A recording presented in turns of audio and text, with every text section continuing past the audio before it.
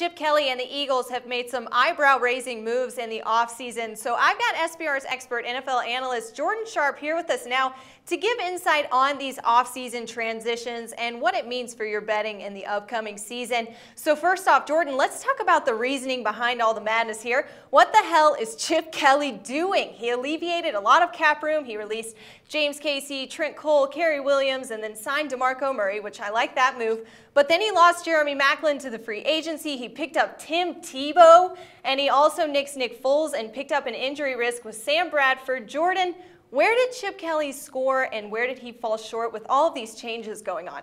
You know, normally in the NFL, it seems like when you're trying to act like the smartest guy in the room, you either are or you're going to fall flat on your face. So it's probably not going to fall anywhere in the middle between for Chip Kelly. But so far, I think I understand what he's doing. But for 2015, it doesn't seem like it's going to work out. Maybe in 2016, but I think the Eagles are trying to take a step back this year to take 2 or 3 steps forward in 2016.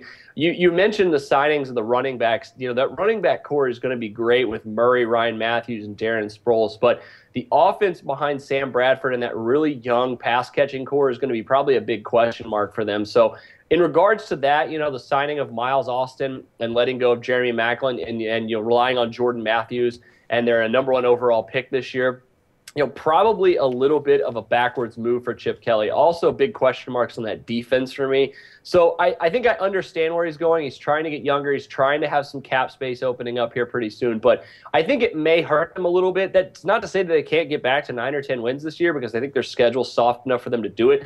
I just still think the Cowboys are a little bit better team in this division. I think it's going to end up some like what it did in 2014, where they're going to, you know, get 9 or 10 wins, fall short of the playoffs, though. But I'm going to give them a B-. How about that?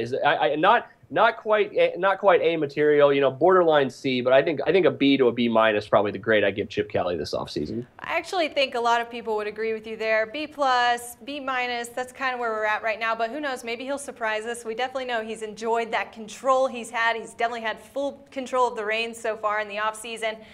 There's also some really enticing values here I want to throw at you, Jordan. They're second in the NFC East right now at +180 behind the Cowboys. Their wins total is high. It's at 9.5, and that over looks nice at +130.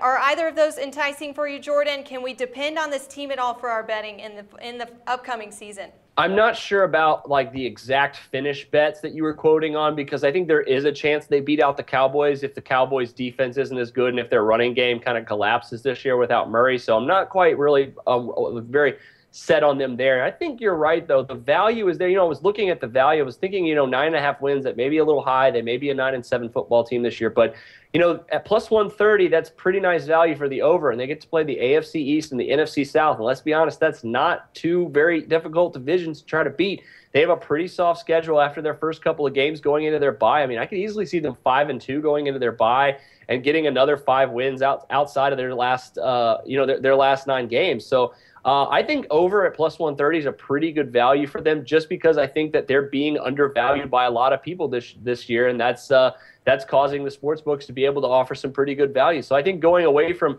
you know, everybody's just going crazy about all the things he's done this offseason, but taking a step back, other than the Sam Bradford move, everything else seems to have a purpose behind it. So, you know, I like Sam Bradford. I think Sam Bradford, when healthy, can be a solid NFL quarterback, especially with that running game. You know, their defense is a little bit questionable, like I said, but I think over 9.5 wins is a pretty good play here. All right, I think I like that too, actually, Jordan, because I'm looking at the schedule right now, and all I can see is about a 4 or 5 game stretch where they play the Cowboys, Dolphins, Lions, Patriots, where they're really going to have some issues.